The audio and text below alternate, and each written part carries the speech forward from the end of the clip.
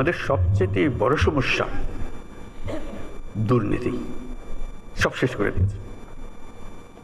যদি স্বাস্থ্য মন্ত্রণালয়ের একটা কথা শুধু বললাম, একটা উদাহরণ, এই উদাহরণ সর্বত্র। যে কোনো পরীক্ষায় আপনারা দেখবেন বাংলাদেশ দুর্নীতির তালিকায় সর্বনিম্নে।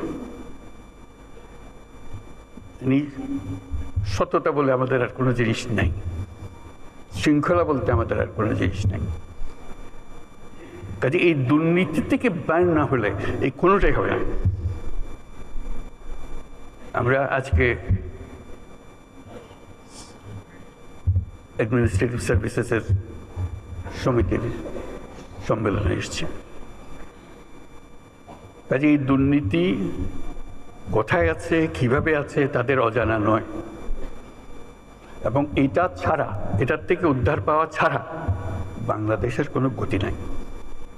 এটার থেকে বের হতেই হবে আমাদের। আর সব কথা আপনি বাদ রেখে দেন, আমরা সব বুঝি। এটার থেকে বেরোতে হবে। এটার থেকে আমরা কেউ মুক্ত হতে পারছি না, এমন গভীরে ঢুকে গেছে এটা। এবং আমরা যত বক্তৃতাই করি, এটা অসার বক্তৃতা। যদি না ওই স্কেলে আমরা একটা